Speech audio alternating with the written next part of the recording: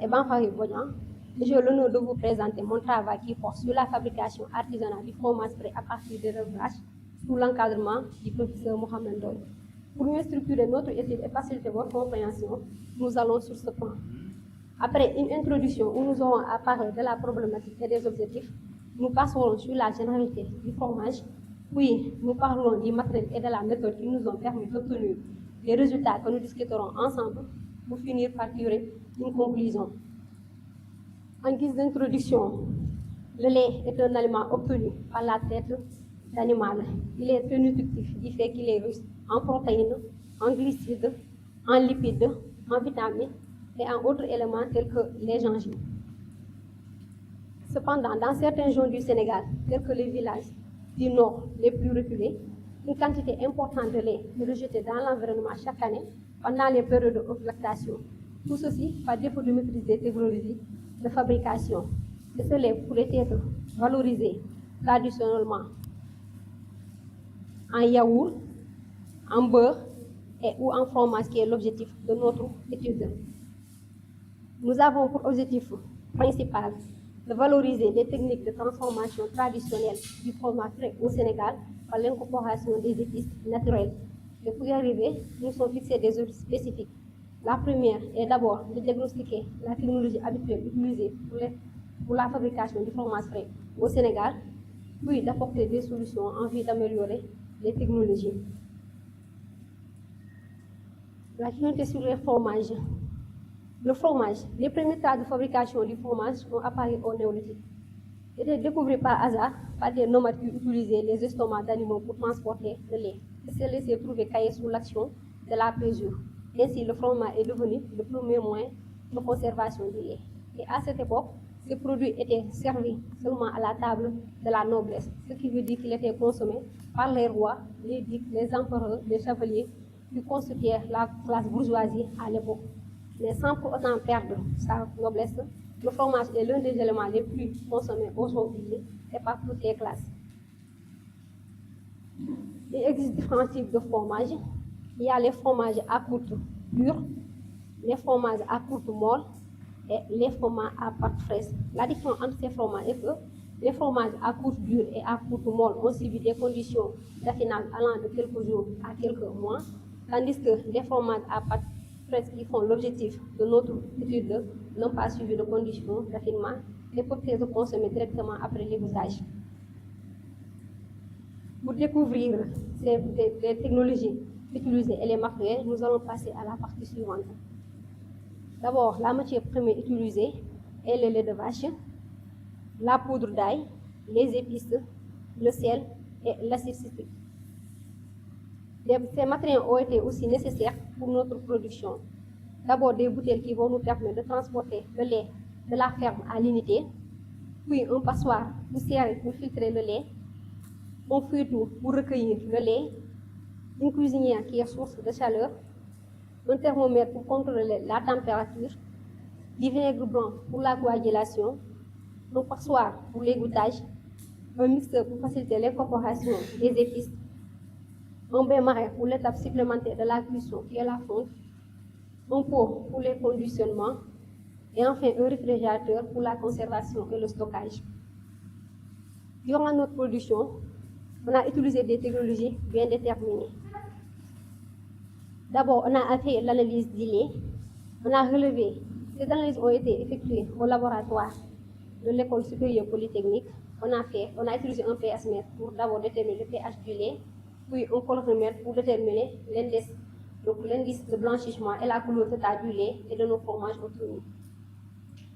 On a utilisé des technologies pour notre fabrication. D'abord, la filtration. Une fois le lait arrivé à l'unité, un passoire très serré a été utilisé pour le filtrer en vue d'enlever tous les saletés pour contenir le lait. Puis, suit l'étape de la pasteurisation. La pasteurisation consiste à détruire tous les germes et les microbes qui sont à l'origine de la perspective du lait. Dans notre cas, on a pasteurisé notre lait pendant 15 minutes à 72 degrés C6. Puis la coagulation est l'étape qui va permettre le détachement du petit lait et de la pâte. On a utilisé du vinaigre blanc pour coaguler notre lait. Ensuite, l'égouttage. L'égouttage qui est la séparation de la phase liquide et de la phase solide. Ici, la phase liquide est le petit lait et la phase solide est notre pâte de fromage. Mais il faut bien noter que c'est une étape plus dure pendant de longues heures. Dans notre cas, on a égoutté notre pâte pendant 24 heures. Et voici le résultat obtenu après 24 heures d'égouttage. Après, on a séparé le pâte en deux parties. Dans l'autre partie, on a ajouté directement des épices.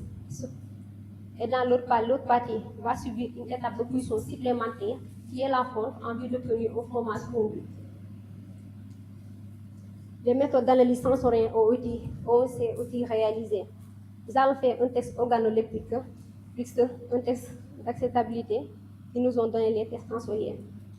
Ces tests sont effectués sur une population âgée de 12 ans à 60 ans. Nos critères d'inclusion sont des personnes qui ne sont pas malades, qui ne sont pas soif, qui n'y faim et qui ont accepté de participer à l'étude. Les critères d'inclusion sont des personnes qui sont malades, des personnes trop âgées, des personnes trop jeunes et qui ont aussi refusé de participer à l'étude. Ces matériels et méthodes nous ont permis d'obtenir des résultats suivants. Voici notre premier fromage formulé, qui est le fromage frais à base des épices. Et le second fromage est le fromage frais qui est fondu. Le fondu est bien sûr un fromage frais, mais il va suivre une étape supplémentaire de cuisson qui est la fonte en vue de devenir un fromage fondu.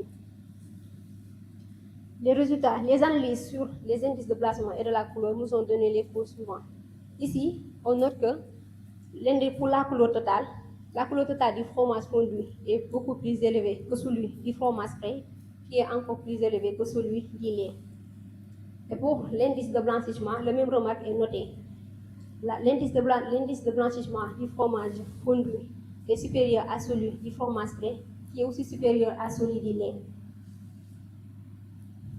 Les tests organoleptiques sur les fromages fondus nous ont révélé que 75% des goûteurs l'ont jugée attrayante et l'autre partie l'a jugée très attrayante, ce qui veut dire qu'il y a un petit pourcentage de personnes qui l'ont jugée peu attrayante et il n'y a pas aucune personne qui l'a jugée non attrayante.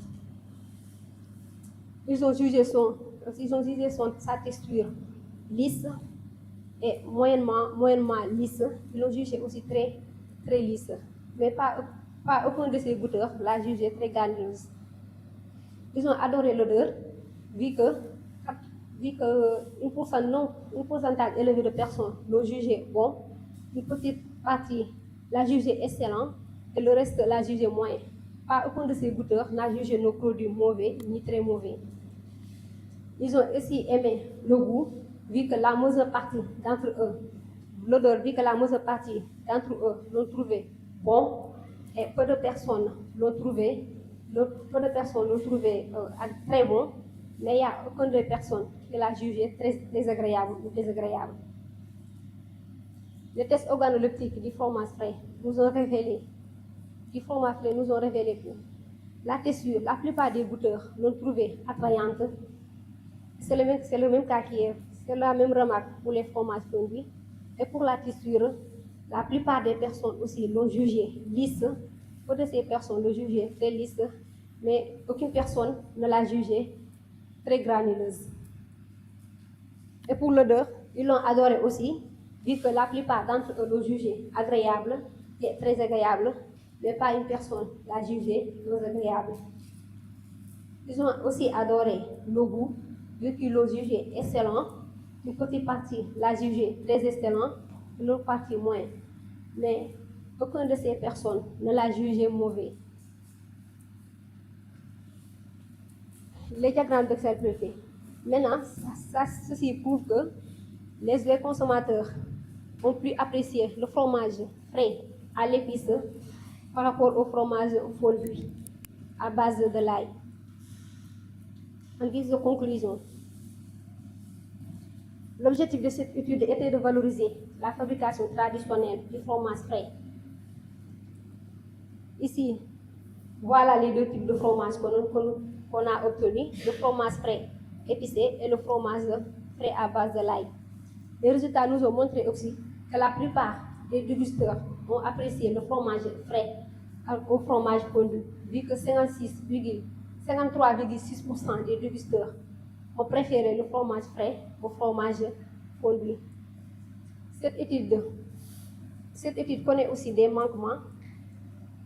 On pourrait élargir les zones d'études, faire des analyses physico-chimiques et microbiologiques, faire un suivi et une évaluation économique aurait été nécessaire. Merci de votre attention.